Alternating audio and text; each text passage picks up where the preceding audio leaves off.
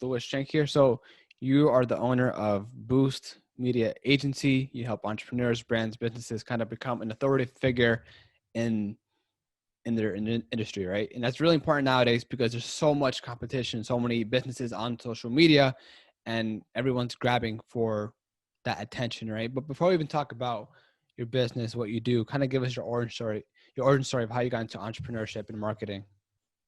Yeah, well, Andres, thanks for having me here. So I guess my story is pretty unconventional in a way. So I guess it started all kind of when I went overseas to college in America back in 2014. So I started university in Australia, and the second I got there, I knew that it wasn't for me. And so I grew up playing golf. I was like an elite amateur golfer, and I had a couple of friends over in college in America that said this lifestyle is like, it's the best, right? So long story short, I got in touch with an agent. He got me in touch with a bunch of schools. And then fast forward to August that year, I was overseas. And then, since then, I did 2.5 years over there. I finished my degree over here, Bachelor of Entrepreneurship, which, I didn't really learn anything. And then from there, it was kind of like a really interesting past few years, I guess. It's where I kind of shifted my whole mindset and view on life. So I was at uni, I wasn't enjoying it. Finishing my degree here, obviously.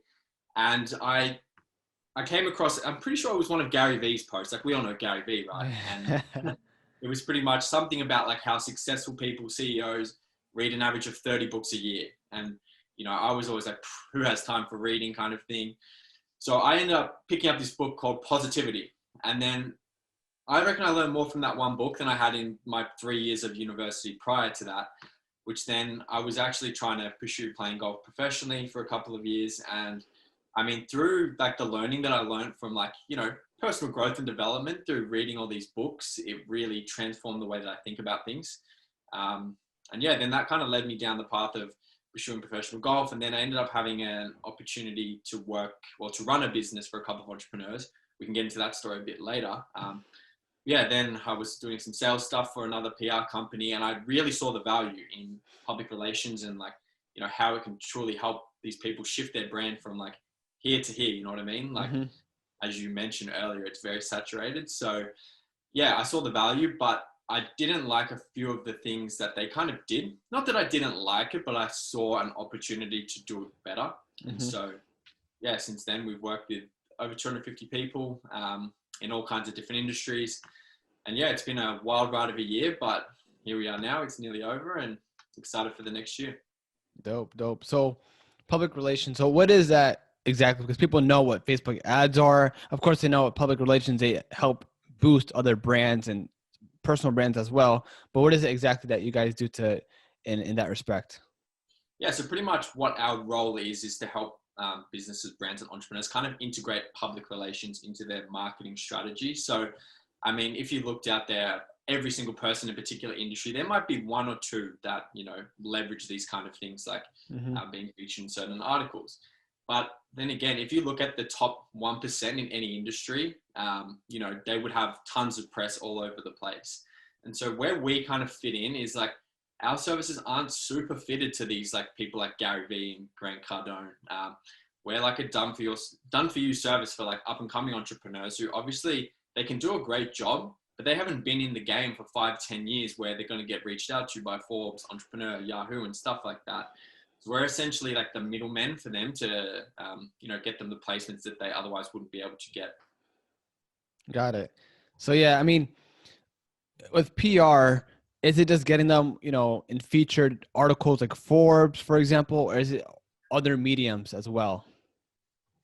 Well, I mean, we're kind of like a hybrid agency. So what I mean by that is that we have, and we're kind of like beta testing and trying to refine it currently. So we have like two models of the business. So one is that we have direct contacts with, I think about like 40 different publications where, Andres, if you came to me and said, hey, I need to get published here, I'll say, cool, no worries, we'll have it done within 3 days, right? But then the traditional PR model, so the majority of companies, particularly in Australia, it's a very hard market to crack into.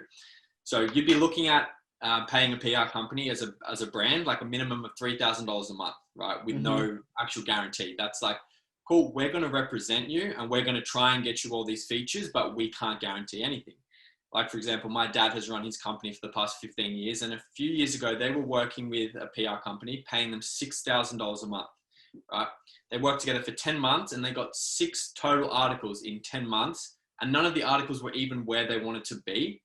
So I guess kind of why we're different and how we like to operate is like getting people where they want to be. So I've gone off on a tangent here, but That's like cool. the second part of our kind of structure is that we adopt this traditional model where we have to go out there and try and find these placements. Like, last week we got some of our clients into the Australian Financial Review, both in the digital and print version, which is like, it's a huge win for both them and us.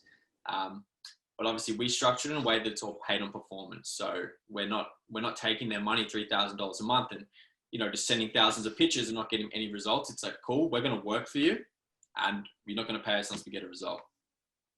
Okay. And what sort of metric do you guys use? Because when I think about, at least traditional media or articles from like, say, Forbes, for example, right? Going back to that example, you can kind of see, how much traffic you're getting into that website, right? But say if you're a millennial, Gen Z, this is only my opinion, I don't know the data, but we're mainly stuck on social media. And of course, having a website or a domain is very important, but I don't know if we're going into websites more than us going into social media, right? So what's kind of like your metric or your take on that?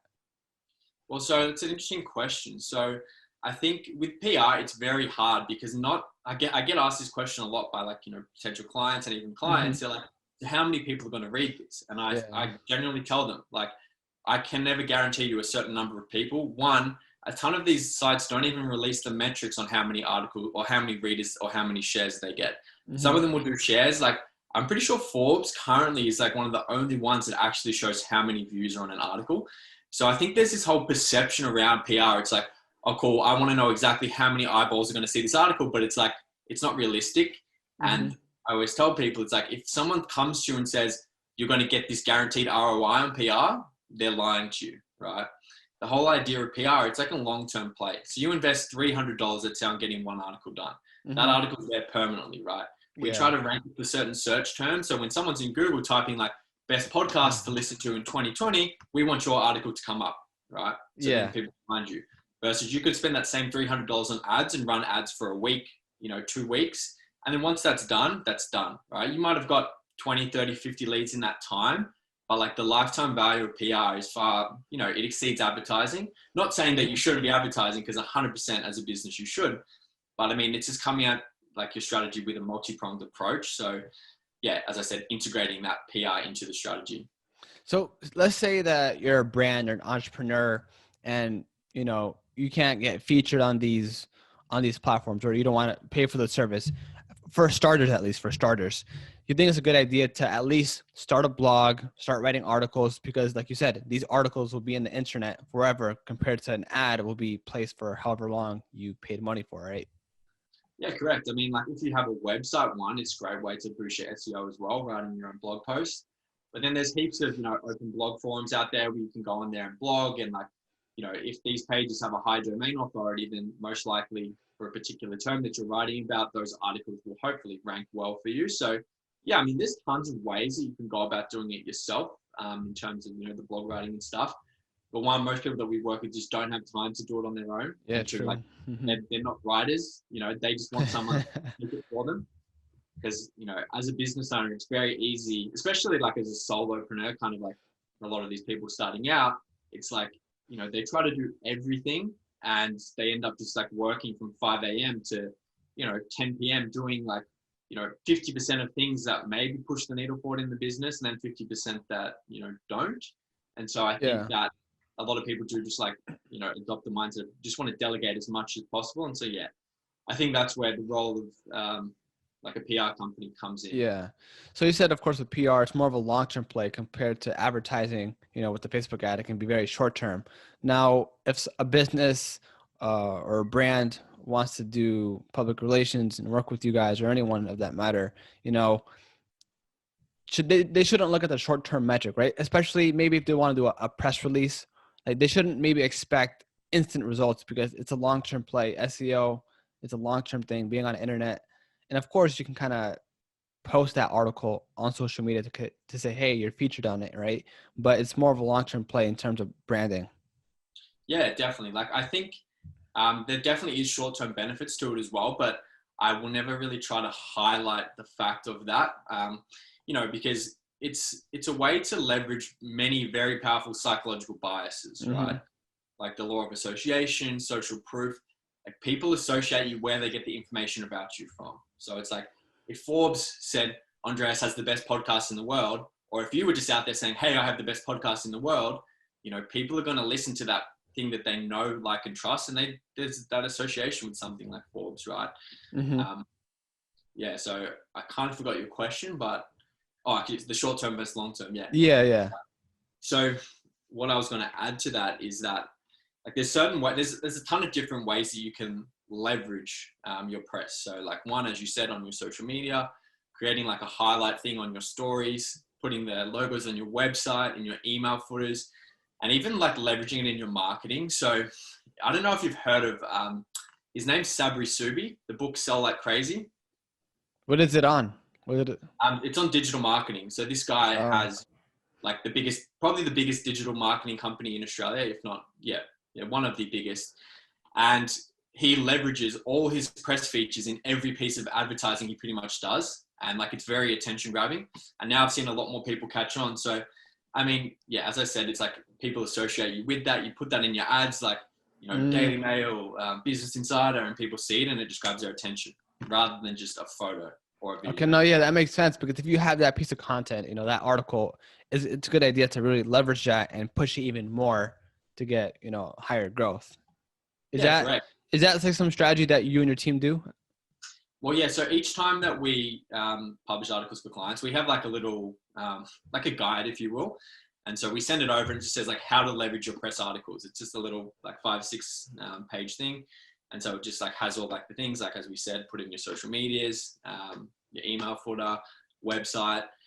I didn't actually realize the statistic until recently. I saw another company, like got hit with one of their ads. Supposedly, you convert 40%, 48% more conversions with having website logos on your site. So I don't know how true that is, but it wouldn't surprise me if it was like, maybe 20-30%. But yeah, as I said, it's one of those things that when people constantly see you having that association with these things, it's just like subconsciously kind of gravitates them towards you versus the next guy.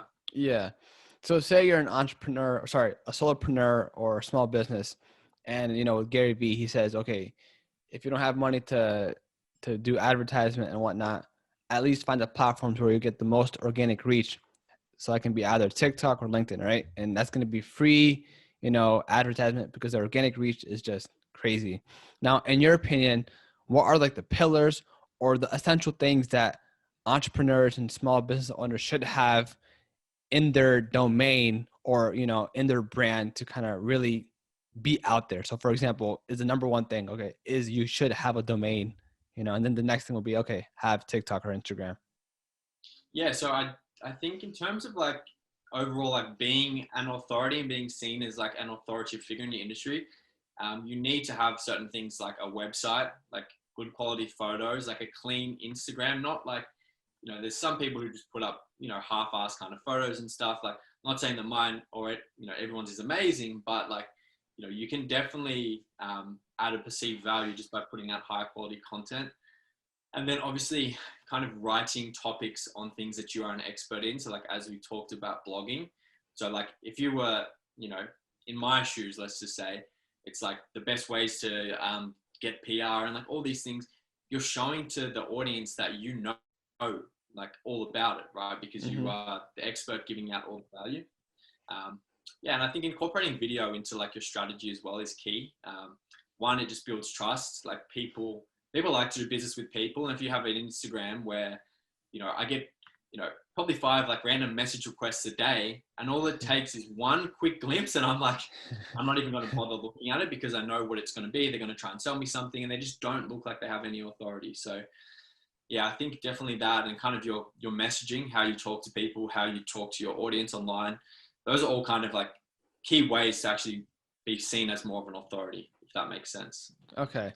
And do you where do you kind of put more importance to, quality or quantity of content? Like, do you really tell all your clients, okay, yeah, yes, we can get you this feature, this blog post, but once you're done, it's still important for you to be very proactive in your social media, in your blog, for example? Yeah, that's a really good question because I have been debating that in my own mind a lot recently. Like I didn't put out a piece of content for 2 months. One, because I've been kind of like in the process of moving interstate and trying to Mm-hmm. find like, moving interstate even again soon. But yeah, like, you know, I was listening to one of Gary Vee's podcasts the other day and he was saying how he reckons people should put out 15 pieces of content a day on LinkedIn, right?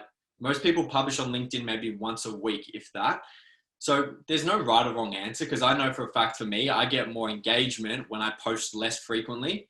But when I post more frequently, my engagement goes down. So it's like, you know, I don't think, pardon me, there's a right or wrong answer. I just think you got to find what works for you. It's like in anything. People try to prescribe general advice like, oh, you have to be doing this. Like, you've got to delegate everything. But if you've just started your business and you have no money, like, what are you going to delegate, right? So I think it's about like assessing where you're at and then figuring out what is actually the best play for you in terms of, yeah, whether it's content or like automating and delegating stuff in your business. Yeah, I think there's no one right answer for everyone. Everyone has their own, like you said, the less frequent you post, you get more engagement. And maybe that's because if you don't post in a week, people are expecting you to post. And then once you do, they're excited, right? Whereas if you post every day, like, oh, like this guy again, this is a poor example, but that could be the case depending on what industry you're in. So besides that, what are what are some platforms that you put brands and entrepreneurs in? Like, what are the other businesses or platforms that you kind of put other entrepreneurs in to be featured in? Also like news publications and stuff like that. Yeah, exactly. Yes, we've got our clients onto like Daily Mail, news.com.au, Financial Review, Forbes. You know, there's the thing about PR again, as I'll kind of reiterate, is that like a lot of the people that we work with aren't like, you know, at the level of these big publications yet, which is where we're kind of splitting this thing. We have like our ideal client who will get them featured on some really good sites. Like kind of the goal with a lot about what we do is like getting them on publications like the America Daily Post, Influensive, things that like aren't super big, but like they rank really well in Google. So essentially trying to build them a digital footprint on these like, you know, I'm going to say like mid to high tier news sites, not elite. So yeah, I kind of ran through those first ones, but apart from that, I mean, there's ones you would have heard of like Disrupt, Influensive, International Business Times. Yeah, so things like that. Okay. And so in your line of business, because you're a service-based business, what do you guys do to get clients? You know, do you run ads or do you post content so that people come to you? Like, what's your strategy as a business to get business?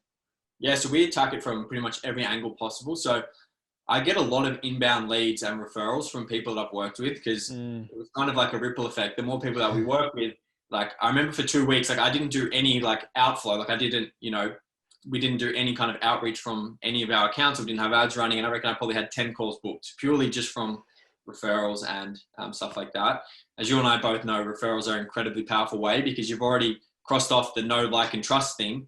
So it's like they're coming to you as a warm lead. So a lot of our clients are warm leads. And so, yeah, we do referrals and stuff like that. We have digital marketing team running our ads. We have, yeah, a couple of assistants doing our messaging through LinkedIn, Facebook, Instagram. So, yeah, we come at it from like a bunch of angles. I think there's no one platform that's better than the other. And I think a lot of people kind of, what I've learned is that there's different, everyone's kind of doing a similar thing, but they're all kind of, Facebook is a very different demographic to Instagram. Like, I don't know if you're very active on Facebook. I'm not personally, Not but really, no.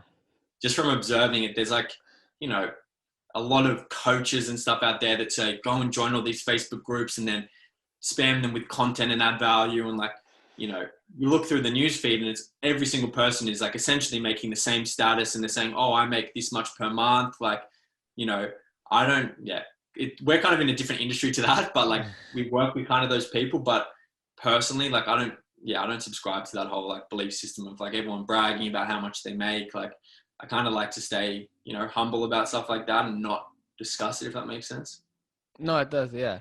So when you make content, you know, of course you have your own book as well. Was that kind of a play, the 7 secrets to becoming the most, what is it, known, liked, and trusted in your industry? So when you wrote that book, was it like a thesis that you kind of had, or was it a play to really build your personal brand as well? Yeah, so it wasn't so much a book. It's more of like a sort of like a free sort of 10-page guide. And so it's just like, a few things that I've learned over the years that, help you to position yourself, kind of things that we've already run through a bit. Yeah, I mean, like I kind of just did that. So it's like, kind of giving some free value out to people. Then we, send them out some emails, kind of offer some value in the emails. And then, building out an email list is a very powerful way to, keep business coming in, if that makes sense. Let's talk about that. How important is it to have an email list, and how do you even build one? How do you integrate it to your website and then get emails? Yeah, so I'm not an expert at this. I've actually been spending a lot more time figuring out this week because I haven't really automated all of it yet. But this week I have been automating, like, when someone books a call with us now, right, they're going to get multiple emails from us saying, hey, great to meet you. It's like a video of me, like introducing myself. So like, when you get on a call with a potential prospect, they're already kind of, they know who you are, they know what you do. You maybe send them over a case study of a screenshot that someone has just said, wow, this article did so well. So yeah, in terms of that, but in terms generally of like building an email list, as I said, I'm not an expert at it, but like, I think in general, like the way to kind of build it is you don't want to just go and data mine and buy one for like, $100 and you get 10,000 emails, because no one's going to buy from you really. It's a matter of offering value. So that's partly why I have that book in my Instagram. Someone sees it, they go, cool. To download it, they get an email, or they have to put their email in. So then we have them on our email list. We'll send them, some free value. And then, if we have an opportunity coming up at the end of a month or something, then we'll send that out to them as well. So of course, PR and social media, they're tools to spread your message, right? Or entertainment. Now, of course, you have to fill those pipes with something, right? What do you think is the best way or the best forms of content to grow your presence and become that authoritative figure in your industry? Yeah, I think there's 2 ways you can go about it. One, I think there is offering a lot of value. So, I think the guys that I really like to follow are the ones that give a lot of value in their content, like stuff that you're like, I really want to work with this person. There's this particular guy who I've been following his content, maybe only for a month now, but like I head over to his YouTube. I'm watching his YouTube every night. I'm like, God damn, like this is so much value. And like, it just makes me want to work with him. Right. So I think the value approach, or being very polarizing. So attention grabbing, the whole Dan Bilzerian approach. There's a few guys like online in the digital, entrepreneurship, whether they're in the credit industry or whatever, who just, post pictures of half naked girls and like, they do this stuff that just grabs attention because they know it's good marketing, right? Attention, as Gary says, is the most powerful currency. So if you can get eyeballs to you, yeah, I think that is another way. But again, I think there is different ways you can go about it. Like you can be attention grabbing by just, adding simple graphics to your photos. Like I like to call it a pattern interrupt, right? Because picture someone's just scrolling and they're kind of unconscious, right? They're conscious, but they're not consciously thinking. It's scrolling. It's just boring photo. And all of a sudden there's some photo with this guy, his eyes are popping out of his head and you stop, right? And then that's where these guys are kind of going in the marketing side of things, is like getting creative with like editing and, adding graphics to photos to create that pattern interrupt and then grab the attention. No, for sure. And what do you think brands, or what are some, I guess, brand strategies or marketing tactics or marketing trends of that fact that you see that are playing out and working? I know marketing can vary, but from your experience, what do you think is the new trend? Yeah, so I mean, it's not new, but like in my experience, so a couple of years ago now, before I was in PR and stuff, as I mentioned, I think it was before our call that I was running a business for these 2 entrepreneurs based in Melbourne, and that's where I was living at the time. And they kind of came to me like, look, we need someone to run our business because we're starting an e-commerce product. And I was kind of like, cool, whatever, happy to do it. They didn't really tell me about the e-commerce product. And then I remember one day, like they were like, oh, bro, should we tell Lewis about what the product is? And they're like, oh yeah, we may as well now. They're like, oh yeah, we're going to be selling sex toys. And I was kind of like, what the heck? This is 2 guys in their mid-20s and they decided to sell sex toys. But guess what? They turned over 7 figures within 6 months of starting the business. You know why? Because they created this movement around this brand. Like I learned so much in that 6 months from observing these guys. Like it was incredibly clever. I didn't know the scale that it was going to go to from, where we started, but like within 6 months, I was like, they went from being stressed out because they'd spent all their money investing it to the next week having 300 grand, within a few days type of thing. Right. Mm-hmm. So I think they leverage influencer marketing very hard. But I think you have to be smarter than just that. You can't just have something and say to an influencer, here, advertise my product, right? So I think you've got to build a brand around anything that you do. And that's where I think a lot of these people online go wrong, because they're so obsessed with like, just making sales, which I get, but like you've got to enroll people in the vision of where you're going. And people, it's like a cult, right? Any good business leader is like a cult. They get you into their kind of belief system, like the Grant Cardone 10X. Mm-hmm. Like it is like a cult. It's a culture, right? So I think being smart about how you go about like your company's mission, your vision, your values, and just for context, so the guys that started this sex toy company, it was all about women's empowerment, empowering women to break the stigma behind talking about sex. Mm-hmm. And which is it's genius. Like I have utmost respect for them in doing that. Like they were kind of concerned as well for a while. It's like, shit, what if people find out we're two guys? Yeah. Like, two buff 25-year-old guys. But I mean, they're at the point now where it's like, I haven't talked to them in a while, but they would have easily done, multiple, like they'll be hitting 8 figures this year for sure. Now it's kind of like that same story with the digital media company Refinery 29, 29, I think that's what it's called. And it's like a woman's like fashion digital media kind of brand.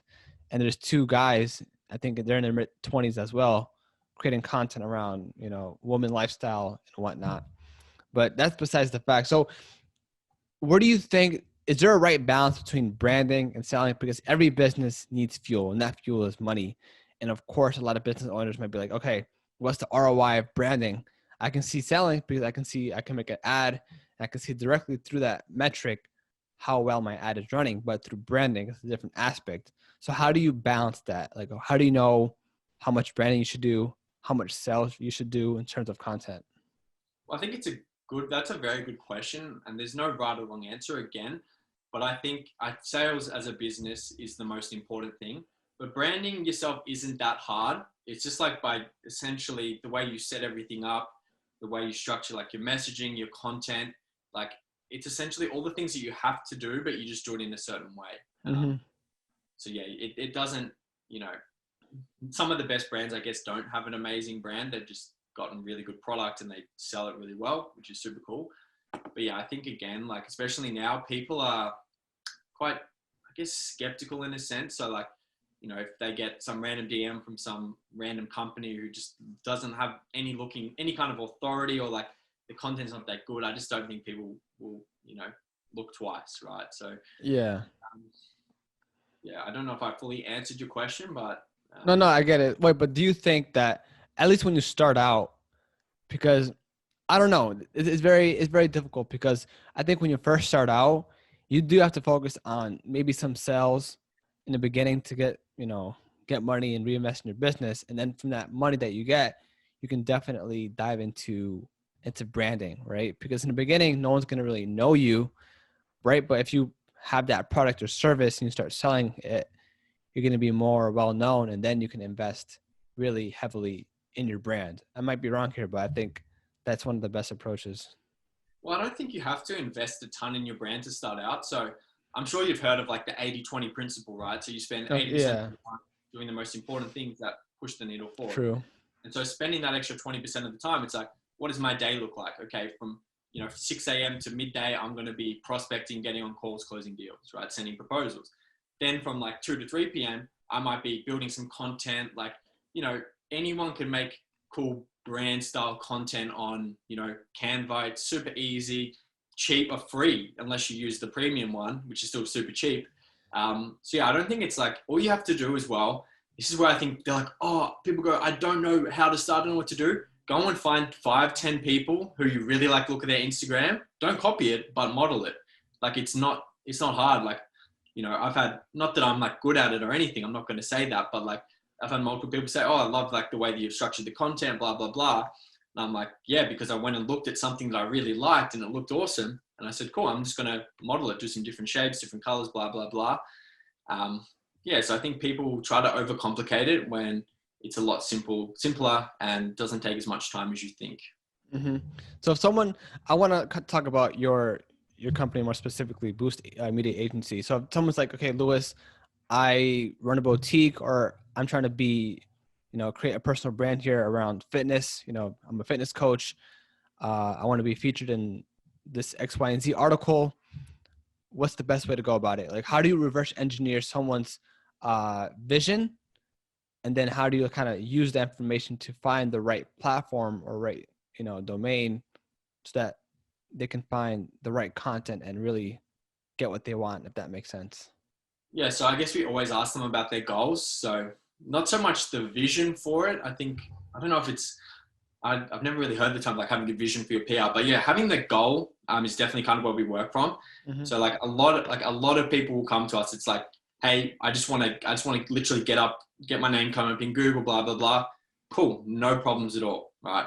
Then we have people that come to us and say, hey, I'm a yoga instructor. I want to get onto some yoga platforms.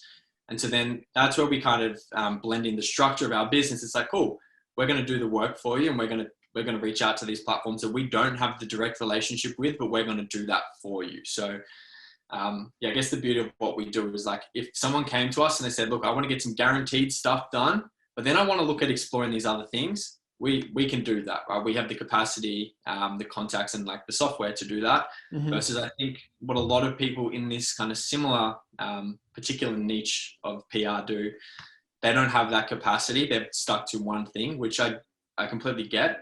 It's a lot harder to get these really dedicated platforms because they have like their own systems and processes to allow people to do that. So yeah, I think what kind of makes us different is the fact that we have the capacity to work in both kind of facets of PR. Yeah, totally get that. And do you kind of have some sort of packages, or like, is it a one and done thing, or can someone have, okay, I want an article every month, every quarter, for example? Yeah, so we do packages and we do one-offs. Like a lot of people who we've worked with, like, they'll do a package of maybe 6 articles and we'll space them out maybe every 2 weeks, every 3 weeks. Like, some of our clients we've worked with since the start of the year and we're still doing articles from their package. It's just, it's all around timing because they might have a particular launch. Like I was on a call with one of my clients today. They just launched their newest trading journal. And so we're going to do an article around that. So yeah, we're super flexible with our clients. Like we don't put pressure to get all the articles out. We just cater to their timeline. So it's pretty straightforward. And you mentioned that you had 250 clients of 2020, this 2020. We have, yeah. So we're at a few more than that now, but we hit the 250 like a week or two ago. It's been crazy. And all that was through, you said, word of mouth? So a lot of it, definitely not word of mouth. Like we've done a lot of, like, I don't know how many messages have been sent through our accounts this year. It'd be probably 10,000 type of thing, but obviously outflow equals inflow. So yeah, I'm going to say that we've had a ton of business through reaching out through my account and stuff like that. And then also through the word of mouth as well. Okay. And how much impact of your personal brand has influenced, people working with you and your company? Kind of like Gary Vee, he has a media company, right? Mm-hmm. But people, when they want to work with the media company, think that they're working with him, but in reality, they're working with other people in this media company. And of course, you have your personal brand. So are you kind of following that same model where you create your personal brand, you talk about how to become the authoritative figure in your industry, and people may listen to that and they might want to work with you, but they may not work with you directly. They're working with your actual agency. Yeah, correct. It is. I've never thought of it like that, but it is very similar. Like I do most of the business through my personal brand, but I do like to have that business entity like kind of separate but intertwined. So okay. I think a lot of people will just purely do it through like a personal thing, which a lot of people like. I know people like doing business with people, but there's kind of this, let's call it a mindset where it's like people want to know that people are legit. And when you have like a proper company set up, you have professional invoicing and all these things, like it makes a huge difference in terms of gathering that trust. And so in terms of my own personal brand, before I actually like really put the time and effort into creating content, I just put out photos of like doing fun things, like hanging out with friends, whatever. But then when we actually kind of thought, okay, let's dive into more of the personal branding, getting clear on like my image, my kind of pillars of my brand, like in terms of like conversions, let's say, it went through the roof. And I think in terms of my self positioning, like one of the guys who we've done a bunch of articles for in the last week, he's like a very, very like, you know, elite kind of entrepreneur in the digital marketing space. And he's like, yeah, I told my assistant to go and do some research on PR and like we needed to get some articles done. And yeah, she found you and like said it was like a no-brainer. So which is great feedback for me. And then, you know, we got on the call, me and that guy hit it off. And now we're kind of going to be working together long term. So yeah, the personal branding, I think people, well, not all people underrate it, but I think particularly males don't value it as highly as females. Yeah, it's true. You Do you say see that. personally? Like, No, I mean, I don't know about that, but I do totally agree about that. People want to do business with people. It's easier to communicate, right? And because of that fact, you know, you can get more leads, but of course, not everyone has to build a personal brand to make a business. You know, they can sure. have that, they can have that entity right behind them to make things a lot more official, if that makes sense, right? Yeah.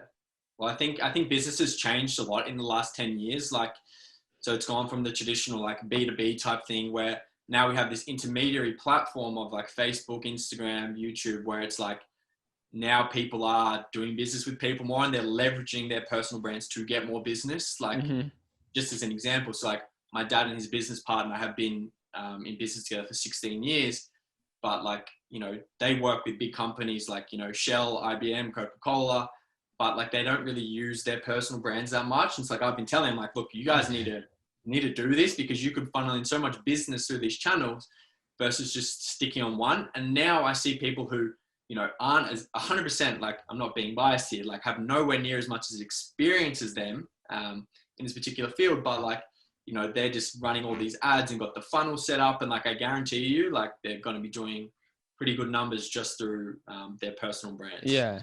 I mean, at the end of the day, even though it's a personal brand, it's another channel to distribute to your other businesses. Let's just put it that Yeah. way, you know? 100%. So I'm kind of curious. So when you found your agency, I mean, were you completely on your own? And how many people do you have? And how do you kind of scale an agency? Like, how do you find people to work with, the right people? Yeah. So when I started out, it was just me at the start. So Okay. how I think we might have touched on it briefly earlier. So how I kind of got into it, one of my good friends, he's a sales rep. He trains a bunch of sales teams and manages a bunch of operations for companies. So he was doing that for one particular PR company. He got me in. I was doing a bit of sales for them. And that's when I kind of was exposed to the world of PR. And I was like, you know what? Like, I'm an entrepreneur at heart. I want to do this myself rather than make a 20% commission, right? So yeah, I started out on my own, but now we've got, six writers. I've got 2 assistants. My girlfriend's working full time for me as well. So it's been cool to kind of like see the growth. And in terms of like how to scale an agency, like it's a lot simpler than you think. Like outflow equals inflow, right? The more people that you talk to, the more people that you know and they know about you, the more people are going to do business with you. If you look at it as a game of numbers, like, you know, stupid analogy, if you went on a night out and like, you know, you talk to 20 girls, 100 girls, one of them's going to, you know, want to dance with you or whatever. But like if you try 1 or 2 and then you get discouraged because, oh, they said no, then you kind of doubt yourself. But you just got to look at everything from as simple as possible. And like, I mean, one of the mentors that I'm working with at the moment, he's, you know, built multiple 7-figure companies. And like when we started working together, he's like asked me all these questions and he's like, well, how much of this are you doing? And I was like, oh, I don't really know. He goes, cool, go back and track everything you've done every day this year. So I spent like 5 hours going through all the messages and everything. And he goes like, cool, well, if you want to scale to here, all you have to do is change that number to this number, right? And I just kind of had this light bulb moment and it's like, So then I just started doing that. And then like, you know, these last 6 weeks have just been like ballistic because we bring on all these new clients, all this new work. And like, you know, you have to, when you're scaling quickly, like it's just a matter of delegating things, automating things as much as possible because, you know, you can't do everything on your own and there's no fun when you can't enjoy your life when you're just stuck in the business, right? Yeah. So you said you have 6 writers.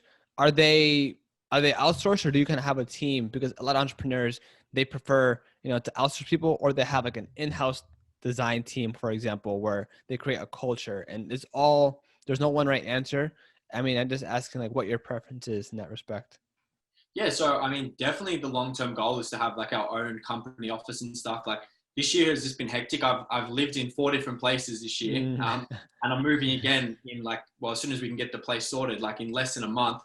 So yeah, all of our team is remote. So I mean, COVID has just shown that remote Oh, teams are like almost the way of the future. Like you don't oh need yeah. to have an office. Like I don't know if I'll ever actually have an office because I love the freedom to be able to like, go and travel. And if I have an office, like I'm kind of stuck there. And if I wanted to move in a few months' time and I've got a 24-month lease on an office, you're kind of stuck. So yeah, I think short term, I'm definitely going to keep the remote team stuff going. It's working really well, but down the track as we scale, and if this is something that, we're going to be doing like for the next 10, 15 years, then yeah, I'll definitely look Yeah. into getting the team in-house. No, that's a good point. Yeah, I mean, everyone's working from home. We have all these tools, Slack, Zoom, that you can just communicate with people, and I think you can be a lot more efficient working from home. And I don't think this has like affected your business in a major way because, like you said, you don't have an office, and you can still do remote work, right? Yeah, exactly. And I think you just got to know what your ideal life looks like. And I think a lot of people don't factor that in. Like, like, oh shit, I want to get this business to here, get an office and all this stuff. And then they do it and they're like, hang on, I actually love working for 4 hours in the morning and then going spending 4 hours at the beach in the afternoon. Right. So I think Mm-hmm. in terms of like scaling your business as well, I think it's important to keep the, your ideal life in mind for the future. So it's like, where I'm about to move, we're going to be moving somewhere right next to the beach. So it's like Mm-hmm. my ideal day is like I get up early, like 5 a.m. and I'll work until like midday. But then I want to go to the beach and chill out for a few hours, like I've earned that time. Like, I don't feel guilty for it. I'm going to go and enjoy it. Then I'll come back in the afternoon and, do a bit more work in the evenings. But I'm just kind of trying to build that life that, Mm-hmm. I want. If you were to, maybe talk to an entrepreneur one-on-one or a business owner, what are some key, I know I already asked this before, but like, what are some key pillars right from the start that one should have for their personal brand? I mean, of course we said a website, but other tools that we haven't mentioned before that are really important to really start a business, start a brand. Yeah, so what this is kind of like there's a ton of different methods, but the one that I kind of follow, so um, there's a couple of different like angles to it. So you kind of have 5 pillars. So 5 things, like for me, it's like I play a lot of golf. I played golf, so like golf is one, business and PR is another. I love spending time outdoors in nature, so that's another. Geez, what are the other two? Anyway, so you pick 5 pillars, right? And so Yeah. all your content is in alignment with that. And so then another thing that I also like to implement is you want to be memorable. And so a way to stand out is like all my colors on my page are blue, right? So then like if someone goes to my Facebook, they're instantly just subconsciously going to recognize that thing versus if you just have like a picture of yourself that, they're these little icons, they're not that clear. And it's kind of all these different colors and things going on in there. It's not as recognizable. So Mm-hmm. yeah, I think a key is like you keep your brand as remaining at the forefront of your consumers' minds. And even if they just catch you for half a second a day, you're still there. You're still occupying space. And then, down the track, they're like, oh, cool, I want to do business in this. Oh, who does that? Oh, Lewis, cool. Like, and they've just seen you every day. So yeah, I think definitely keeping some kind of like consistent color scheme, keeping some kind of consistent, pillars of your content, whether it's like you on your computer, blah, blah, blah, Mm-hmm. and offering value as well. Definitely. How do you differentiate yourself between you and your competitors? I mean, of course, you can have a different logo, right? But besides that, what are some other elements that will differentiate yourself from your competitor, either that's from a product or a service-based business? Yeah, so I really think that like, it's probably not even true, but I just have this belief in me that like whatever I do it better and that I want to be the best at it. So Mm-hmm. I think the way that I kind of approach that is like I want to build the brand around my personal brand and build the brand around the business. So it's like we have this like amazing business, then we have this like, CEO of the business. Like I think that is definitely what separates us versus a lot of people will just try to, they don't build a brand around it. They're just like trying to sell people like articles through their personal brand, which, you know, I mean, it can work to a certain degree, but I think a long-term play, which I learned from these guys who had the sex toy company, pardon me, was that, you know, you have to build a brand around whatever you do. And so I think that's what kind of separates me from a lot of other people that I see in this. And the reason why you have to build that brand is because now there's so much noise, so much people in this space. They really have to stand out. You know, either you be different from your personal brand, or, you know, you could be better. You could offer a better product or service. But like you said, in your example with your dad, he's the best in his industry. But other guys who have their personal brand or a brand using all these ClickFunnels and whatnot, they're leveraging that to get more business. So I guess there's a lot of plays to take into account, but you got to find just one, because it can be I'm not gonna lie, it can be very overwhelming to try a million things at once. I think you gotta try one or two things and then stick to that. And if that doesn't work out, then move on to another set. Yeah, well, this is where people go wrong, is that they get shiny object syndrome. Yeah. Like, oh, I'm a coach, but then I'm going to try and do this as well and do this.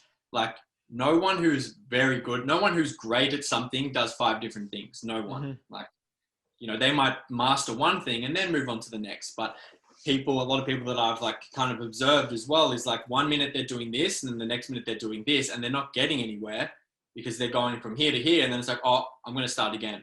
Right? Like, versus like, okay, I'm going to build, it's going to be slow. But then all of a sudden you start growing exponentially. Right?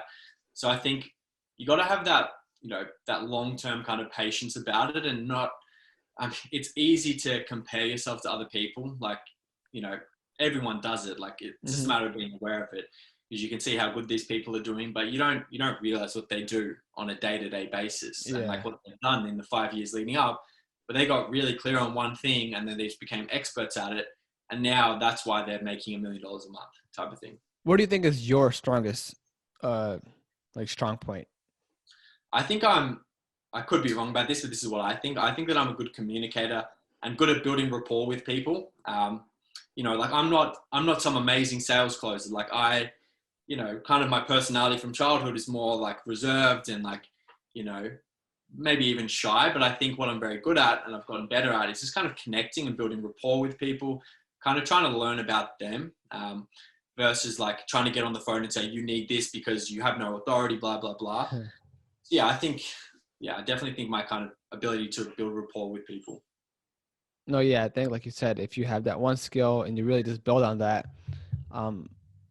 you know, you can really make something of it. I think it's really hard. I mean, I'm not saying it's impossible, but if you have multiple skills, or you try to focus on multiple skills, you know, you can't really hone in on one and get the exponential curve that you just showed us to really have that craft, to really own that skill and really build on top of that, you know? Yeah, 100%. Yeah. So, Lewis, I don't want to take too much of your time here. So if people want to learn more about PR, learn about you and your agency, where can they find you and hit you up? Yeah, so Instagram's probably the best place. My Instagram handle, Lewis_Schenk. Yeah, so check out my website. More than happy if you got a DM, any questions, just shoot it over. I'm more than happy to answer and serve your audience in any way that I can. Awesome. So I'll put that in the show notes. I'll put your Instagram handle, of course, the link to your book, your website, so anyone can just click on that and check you out there. All right. Amazing. Thank you, brother. I appreciate your time. It was a pleasure, man. I really do appreciate it. All right, thanks. All right.